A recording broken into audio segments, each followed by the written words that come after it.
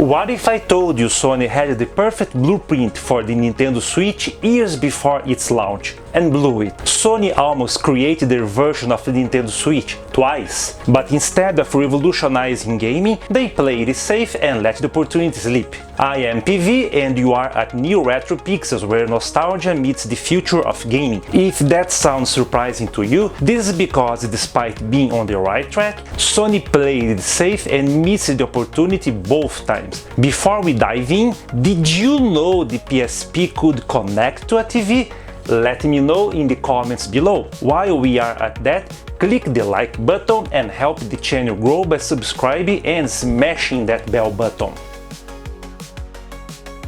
The PSP was ahead of its time. It was Sony at their best, leading the market. It sold over 82 million units, 7 million more than the 3DS sales. And while it had its quirks like the UMD format, the PSP 2000 came with a game-changing feature: video output on a portable gaming device. Imagine buying a car with a secret turbo mode, you'll never find out about it. That's exactly what happened with the PSP's TV output.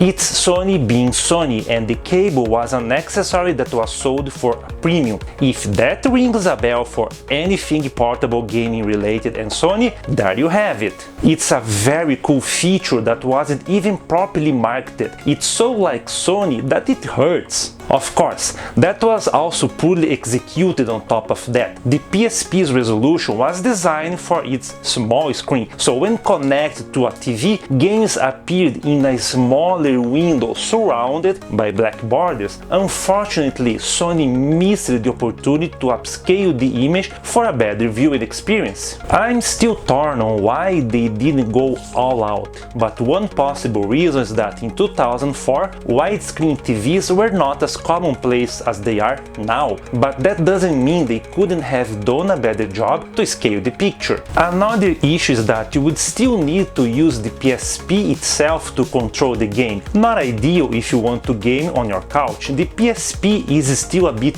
bulky, and while it's fine to play on the go, it's not as convenient and comfortable to hold as a gamepad. And surprisingly, Sony got it right at one point.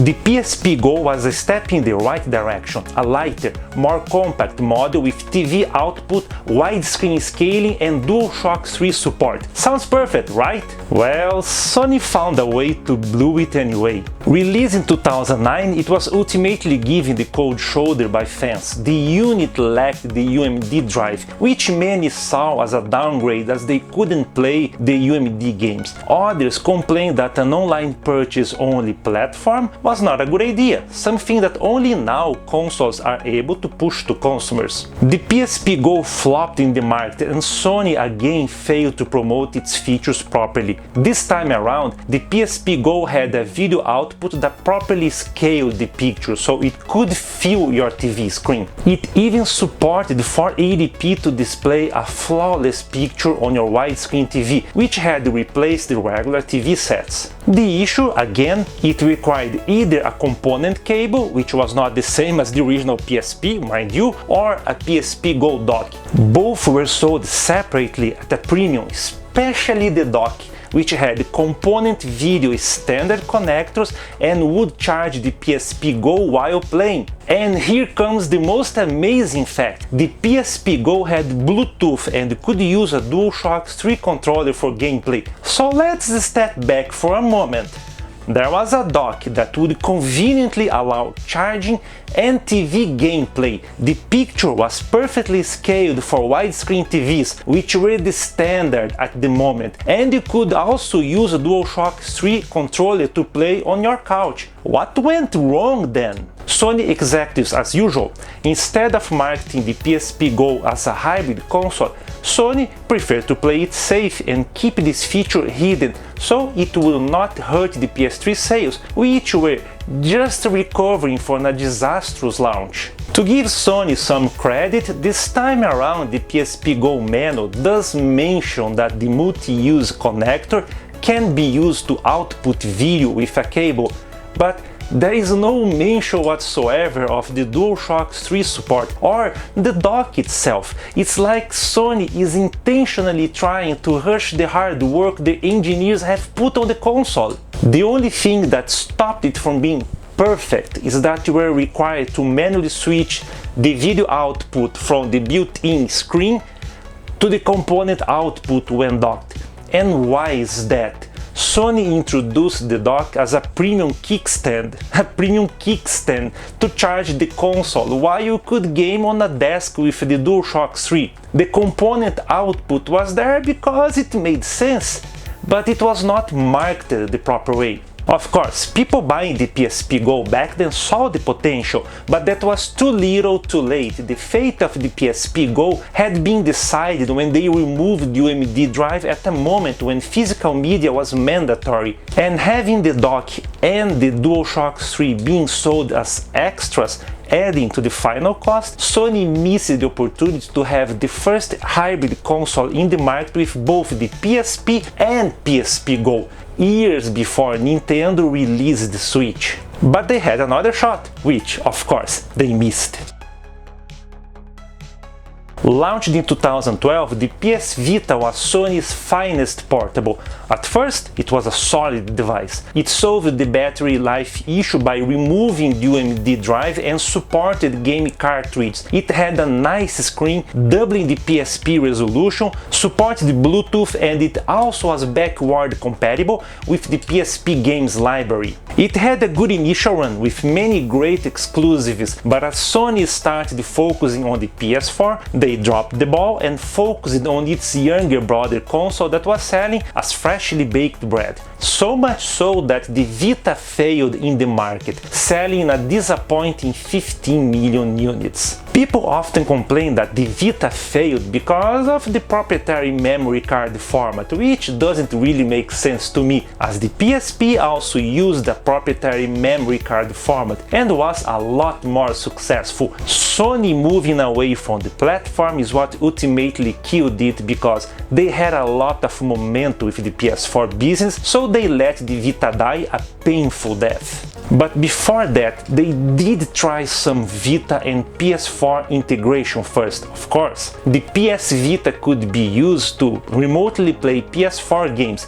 Think about the PS Portal for the PS5, but on a true gaming device. Then you could also use the PS Vita as a PS4 controller in case you wanted to game with a lot of people but didn't have enough controllers. They also listened to fans who wanted to play FPS games using a proper gamepad and added support to the DualShock 4 controller on the Vita. This was all nice, but you may be asking why the Vita could have been the PlayStation Switch. Not the original Vita 1000 model, of course, but its successor, the cheaper to produce Vita 2000. This version is well known for its LCD screen, which was seen as a downgrade to the original, a lesson Nintendo took by heart and released the Switch with an LCD screen to later release the OLED model for a premium. Despite the LCD screen, the Vita 2000 had everything to challenge the rising mobile gaming market. Add an HDMI port and it might have outpaced the Switch. Instead of launching a game-changing product, Sony, being Sony, released the PlayStation TV alongside the Vita 2000. It's simply a Vita console to be used with a TV. It launched at $99 USD, which was not really expensive, but didn't come with a DualShock 4 gamepad, so that would become an extra cost. It was a weird product that didn't target any specific user base. People who wanted to game on a TV could either get a PS3, which was inexpensive by then and came bundled with a gamepad, or could move over to the PS4 to get the best of their money. Don't get me wrong here, the Vita games look fantastic, but they are not in the same league as the PS4 to compete with it, something Sony was well aware of. So selling the PlayStation TV as a table-only console was a poor decision. And people owning a Vita that wanted to play on the go wouldn't buy a PlayStation TV so they could play their games on the big screen. For that, you would also need a PlayStation Plus account to sync save games, and the experience was neither quick nor bulletproof to move from portable to table gaming. Too much trouble over that. That's all the PlayStation TV dying without even getting anywhere, and leftover units were sold for $20 and still people didn't care. Today there is interest in the unit because of the Vita library and the modding scene, but the question that begs to be asked is why Sony didn't release the PSP 2000 with a TV out back in 2014? Because Sony was afraid this would take sales away from the PS4 market, which they believed would be their cash cow for the next few years. They weren't completely wrong about that, but they could have paved the way to kill the Switch's main advantage and lead the hybrid console market, all while selling a lot of PS4 consoles and giving the Vita a second life. That would have been a win-win for them and put Nintendo in a very difficult spot, because the Switch is not that much more powerful than the Vita for a console launched 5 years later. The way the market's going right now, there's a clear split between the Switch and the regular consoles. Of course, some people have both, myself included, but people looking for portable gaming experience are not looking for the same type of games as in regular consoles. And that's what Sony failed to realize back in 2014 when launched the Vita 2000 and the PlayStation TV. They could have scrapped the PlayStation TV and gotten HDMI out into the Vita 2000, but that would increase the production cost. As they wanted to keep the same retail price and increase profit by removing the OLED screen, having a TV output will not be as profitable for them, so they ditched it. Again, it wasn't technically impossible, it was just not as cost effective.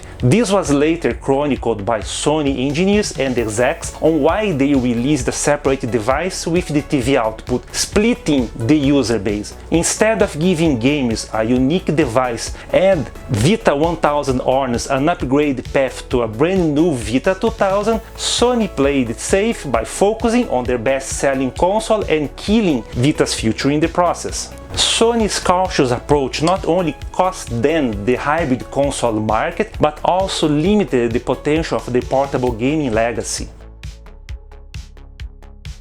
Do you think Sony could have changed gaming history if they would embrace hybrid consoles earlier? Did you know about those PSP features? Let me know in the comments below. Many thanks for watching this video. If you enjoyed it, don't forget to like and subscribe to NeoRetroPixels. Also, check out the videos appearing to the right side of the screen. There are some great choices for you showing up.